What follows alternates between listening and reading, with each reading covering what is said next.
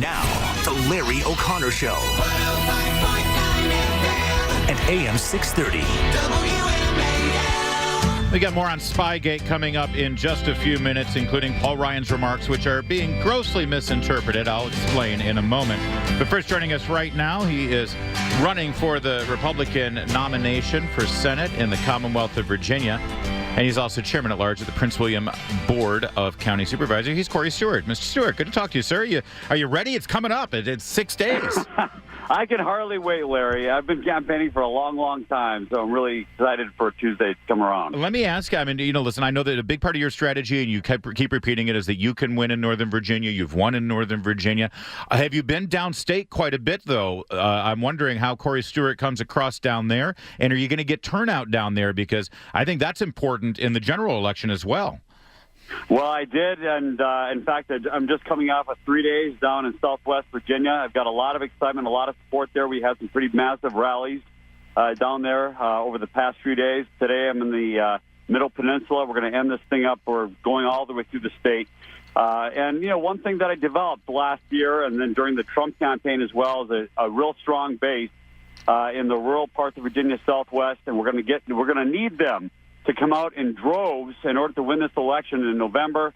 And with my support of Trump and my, I'm sure we'll get the president down there as well to get that done. I'll tell you, one thing that I've noticed about your campaign, Corey, which is a little different than your primary run against Ed Gillespie last year.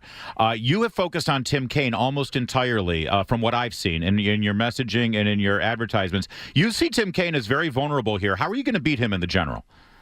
Well, he is. There's one poll that's taken at the beginning, right around now, and that is, what is his favorability? Now, he's been in office for 6 years. He's the incumbent. If you're below 50% as the incumbent, you're in trouble. He's at 44%, and he continues to lose ground. And the reason for that is he hasn't done anything for Virginia. People are getting frustrated with the Democrats because they're the do-nothing party. They're happy with the direction of the economy. They're happy with the direction of the country.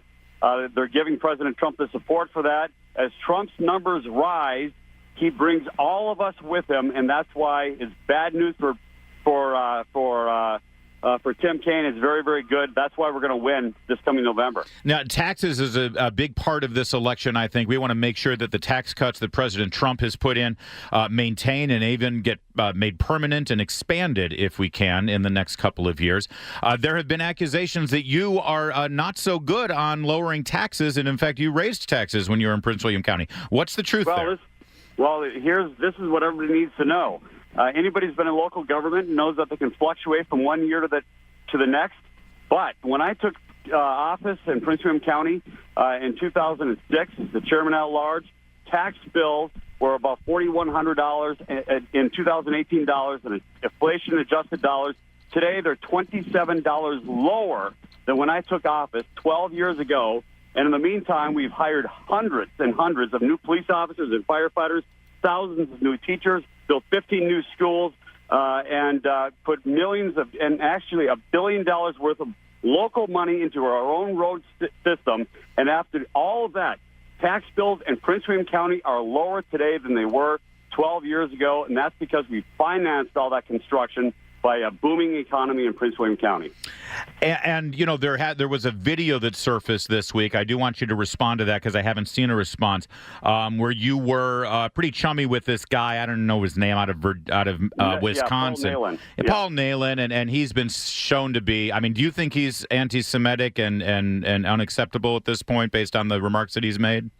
Well, at the time, none of us thought so. And in fact, it wasn't just me. It was President Trump who said nice things about Paul, and so did Sarah Palin and Ann Coulter and myself and a lot of others.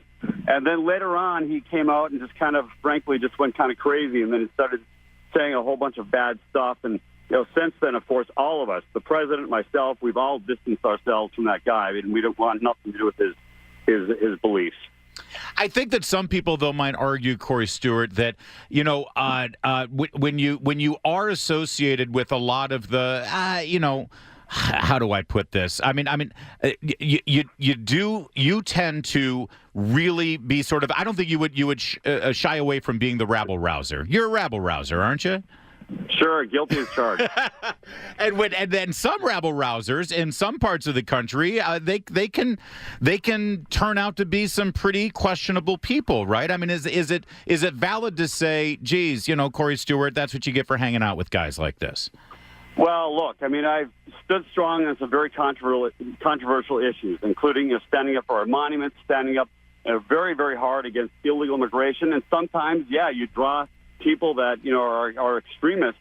But that goes for the left wing too. I mean, the left wing has that. Look, and in fact, the difference is that on the Tim Kaine, for example, his son is a member of a far left wing radical organization called Antifa that actually attacks people, attacks conservatives outside of Trump rallies.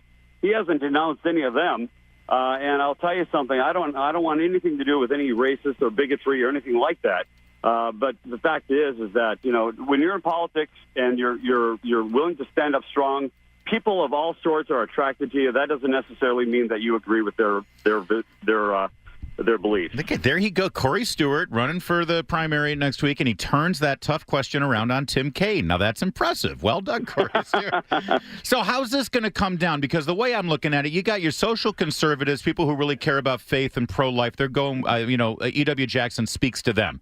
Nick Freitas, he's got the libertarian stuff. He's very strong on the Second Amendment, and it appears, I mean, you've said he's got establishment Republicans on his side.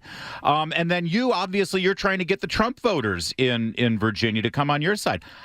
How do you think this sorts out? And more importantly, how do the Republicans rally around one of you on the day after the election? Well, look, I mean, I'm part of the Trump base. I can get the Trump base out there. That's what's critical. And it's the Trump base that's really becoming the Republican Party. I've been able to do that. But that said, I'm also a social conservative. I'm 100% pro-life. I can bring those folks behind me. I support a lot of the libertarian agenda in terms of, getting, the government out of our bedrooms, getting the government, out of our pocketbooks. So I can bring all those people behind us, but I can also stand strong in support of President Trump at the same time. What do you say to a political strategist or observer who says, listen, Tim Kaine already beat Donald Trump in this state, and that was with Hillary Clinton at the top of the ticket, who had a lot of problems. Why should we go with the guy who's the Trump friendliest in Virginia? Maybe someone who can sort of bridge that gap is a better choice. Well, one thing to remember, two things actually. Number one, there's been 2 years have passed during that period of time. President Trump's numbers, his approval rating, people's support of President Trump has increased, but it's decreased for Tim Kaine and the Democrats. That's number one. Number two, we were outspent 7-1 in Virginia by Clinton during the Trump campaign. And at the end of the campaign, the resources were pulled out of Virginia. They were put into more competitive states. And despite all that, we only lost by 5 points in 2016. The key here in 2018 to winning is to get out that base, that Trump base, which is growing. We do that, especially in the southern part of the state and Southwest and the Valley, et cetera. And if we're able to win a better percentage of Northern Virginia, and I've been able to do that, I've done that 5 times already, then we win. We come out and we knock out Tim Kaine. All right, Corey Stewart, you've got 6 days, and then the people of Virginia will have spoken. And if you do get the nomination, we look forward to hearing from you a lot between now and Election Day. That's music to my ears, Larry. All right, Corey Stewart, he's the last of our candidate interviews now for the United States Senate in Virginia, and now you've heard them all. And in Virginia, it's time for you to be heard.